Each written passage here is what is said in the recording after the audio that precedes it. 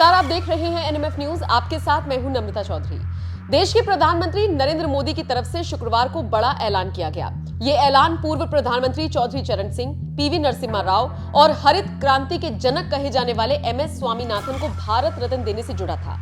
जैसे ही पीएम मोदी ने अपने एक्स अकाउंट पर यह जानकारी दी, वैसे ही न सिर्फ बीजेपी नेता बल्कि विपक्षी दलों से भी तारीफों के स्वर उठने लगे। यहां तक कि खुद सोनिया गांधी ने भी मोदी सरकार के इस ऐलान के बाद बड़ा बयान दिया और कहा कि हम इस फैसले का स्वागत करते हैं। चरण जी को ma'am, Narasimha Rao ji has been given Bharat Ratna. Ma'am, what you have to say about it? Sonia Gandhi ने यह बयान ऐसे वक्त में दिया जब लोकसभा चुनाव नजदीक है और इंडिया गठबंधन पूरी ताकत झोंक रहा है मोदी को हराने के लिए। लेकिन मोदी शाह का एक एक दाव इंडिया गठबंधन की मुश्किलें बढ़ा रहा है। हाल ही में आरएलडी सुप्रीमो जयंत चौधरी के एक ट्वीट ने भी साफ कर दिया कि उनका झुकाव भी एनडीए की तरफ ही है। दरअसल पीएम मोदी ने चौधरी चरण सिंह को भारत रत्न देने का ऐलान करते हुए एक्स पर लिखा, हमारी सरकार का ये सौभाग्य है कि देश के पूर्व प्रधानमंत्री चौधरी चरण सिंह जी को भारत रत्न से सम्मानित किया जा रहा है।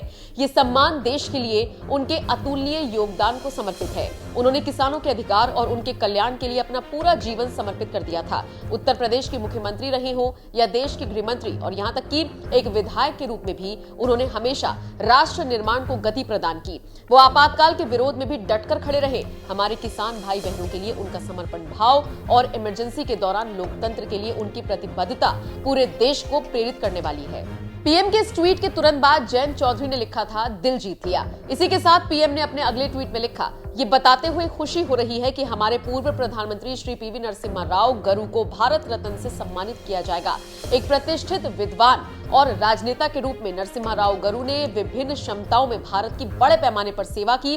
उन्हें आंध्र प्रदेश के मुख्यमंत्री, केंद्रीय मंत्री और कई वर्षों तक संसद और विधानसभा सदस्य के रूप में किए गए कार्यों के लिए समान रूप से याद किया जाता है। उनका दूरदर्शी नेतृत्व भारत को आर्थिक रूप से उन्नत बनाने, देश की समृद्धि और विकास के लिए एक ठोस नींव रखने में सहायक था।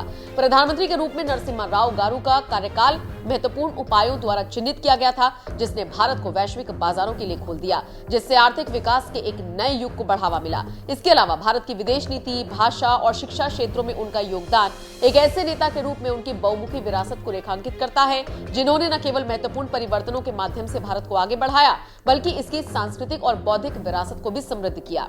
इसके अलावा पीएम मोदी ने अपने अगले ट्वीट में एमएस स्वामीनाथन का जिक्र किया, जिन्हें भी भारत रत्न देने का ऐलान किया गया है। सब जानते हैं कि उन्होंने किसानों के लिए कितना कुछ किया है। हरित क्रांति का जनक उन्हें कहा जाता है और इसीलिए नरेंद्र मोदी ने एक लंबा चौड़ा पोस्ट लिखकर स्वामीनाथन की जमकर तारीफ भी की। बहरहाल, जिस तरीके से इन तीनों दिग्गजों को भारत रत्न देने का ऐलान किया, उसके बाद से विपक्षी दलों के नेता भी मोदी के मुरीद हो गए हैं। तभी तो सोनिया गांधी भी इस फैसले का स्वागत करती हुई नजर आई। सोनिया गांधी ने जिस तरह से पीएम मोदी की तारीफ की, उसे लेकर अब आप क्या राय रखते हैं? कमेंट करके जरूर बताएं।